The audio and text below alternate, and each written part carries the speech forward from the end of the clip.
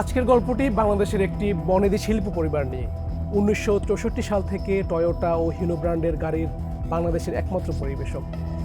প্রায় 3 dozen bank ও আর্থিক প্রতিষ্ঠান দীর্ঘদিন ধরে তাদের কাছে পাবে প্রায় 8,000 কোটি টাকা, কিন্তু তারা ব্যাংকের টাকা শোধ না করে সিঙ্গাপুরে ব্যাংক অ্যাকাউন্ট খুলে ফিক্সড ডিপোজিট করেছে, আন্তর্জাতিক হেজ ফান্ডে বিনিয়োগ করেছে, কানাডা, সংযুক্ত আরব আমিরাত, হংকংয়ে অর্থ সরিয়েছে, ডলারের বিনিময়ে কিনেছে ক্যারিবিয়ান দেশের নাগরিকত্ব।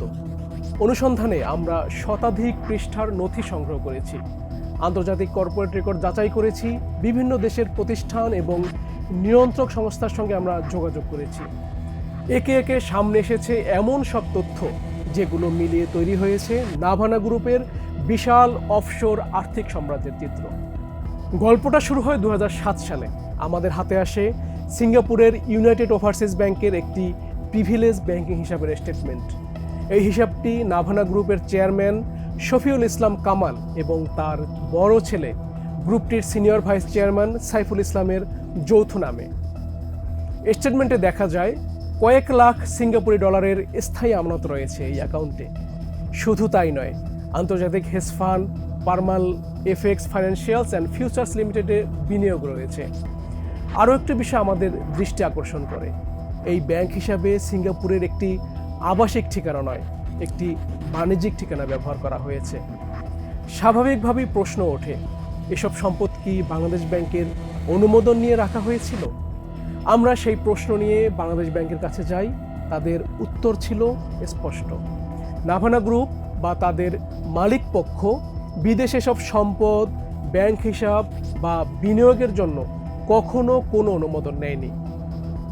বিদেশে অর্থ নেওয়ার জন্য যেসব প্রতিষ্ঠান অনুমোদন নিয়েছে সেই তালিকাও আমাদের কাছে আসে, সেখানে নাভানার নাম নেই। এখান থেকে আমাদের অনুসন্ধান নতুন দিকে মোড় নেয়। এরপর আমরা পাই 2014 সালের একটি নথি। সেখানে মেলে অনুসন্ধানের অন্যতম গুরুত্বপূর্ণ সূত্র। বিশ্বের অন্যতম বড় আইনি প্রতিষ্ঠান হোগান লোভেলসের সিঙ্গাপুর অফিস নাভানা সিএনজির একটি প্রস্তাবিত আন্তর্জাতিক এলপিজি বন্ড ইস্যুর আইনি ফি হিসেবে 93,489 মার্কিন ডলার চেয়েছে। ইনভয়েসে নির্দেশ দেওয়া হয়েছে অর্থটি পাঠাতে হবে হংকংয়ের হাংসেং ব্যাংকে লাউ মান কিউং নামে একজনের অ্যাকাউন্টে। আমাদের হাতে আসে দুবাইয়ের জিসিসি এক্সচেঞ্জের 2টি টেলিগ্রাফিক ট্রান্সফার ভাউচার।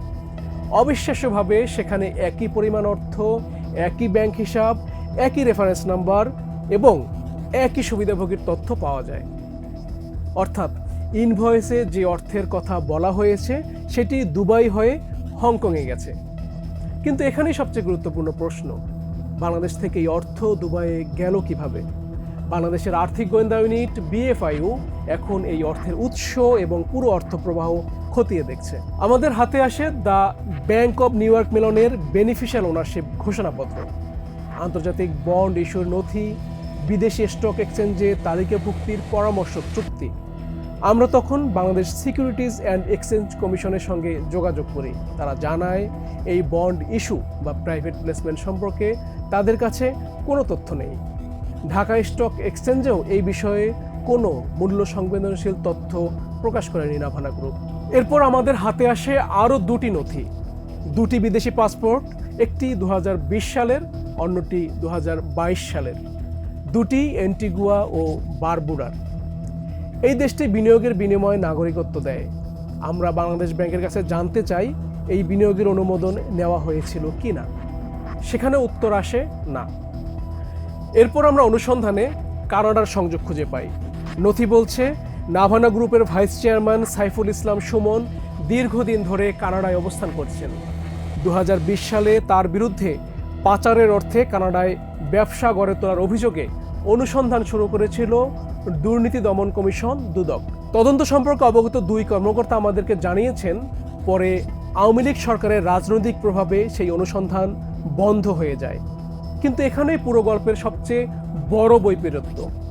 একদিকে অর্থ পাচারের অভিযোগে অনুসন্ধান চলছে দুদকে, অন্যদিকে একই বছরে সরকার নাভানা গ্রুপকে বাঁচাতে বিশেষ আর্থিক সহায়তার সিদ্ধান্ত নিয়েছিল। অর্থ মন্ত্রণালয়ের নথি অনুযায়ী 1,200 কোটি টাকার ওয়ার্কিং ক্যাপিটাল সহায়তার নীতিগত সিদ্ধান্ত নেয় অর্থ মন্ত্রণালয়। পরে 3 ধাপে তাদেরকে দেওয়া হয় নতুন 500 কোটি টাকার ঋণ। বাংলাদেশ ব্যাংকের তথ্য অনুযায়ী 23টি ব্যাংক থেকে নাভানা গ্রুপ ফান্ডেড ঋণ নিয়েছে 5,658 কোটি টাকা। আদালতের নথি বলছে ব্যাংকের টাকা ফেরত দিচ্ছে না গ্রুপটি। ঋণের অর্থ ফেরত পেতে শুধু 2023 থেকে 2026 সালের মধ্যে 18টি ব্যাংক ও আর্থিক প্রতিষ্ঠান গ্রুপটির বিরুদ্ধে 78টি মামলা করেছে। এই পুরো অনুসন্ধানে আমরা একটি বিষয় খুব স্পষ্টভাবে দেখেছি। সিঙ্গাপুরের ব্যাংক হিসাব, আন্তর্জাতিক হেজ ফান্ড, দুবাই হয়ে অর্থ স্থানান্তর, হংকংয়ের ব্যাংক হিসাব, বিদেশি বন্ড ইস্যুর উদ্যোগ, বিদেশি স্টক এক্সচেঞ্জে তালিকাভুক্তির পরিকল্পনা, কানাডায় ব্যবসা, বিদেশি নাগরিকত্ব, এগুলো আলাদা আলাদা ঘটনা নয়। সব নথি একসঙ্গে রাখলে একটি ধারাবাহিক আর্থিক নেটওয়ার্কের ছবি ফুটে ওঠে। এই অনুসন্ধানে এখনও কয়েকটি প্রশ্নের উত্তর মেলেনি। বাংলাদেশ থেকে ঠিক কত টাকা বিদেশে নিয়ে গেছে নাভানা গ্রুপ? ঋণের পুরো অর্থই কি বিদেশে চলে গেছে? কোন পথে টাকা গেছে? কত টাকা এখনো বিদেশে রেখেছে নাভানা গ্রুপ? এই প্রশ্নগুলোর উত্তর খুঁজছে বাংলাদেশের আর্থিক গোয়েন্দা ইউনিট BFIU। আর আমরা আমাদের অনুসন্ধান চালিয়ে যাচ্ছি, কারণ এই গল্প এখনো শেষ হয়নি।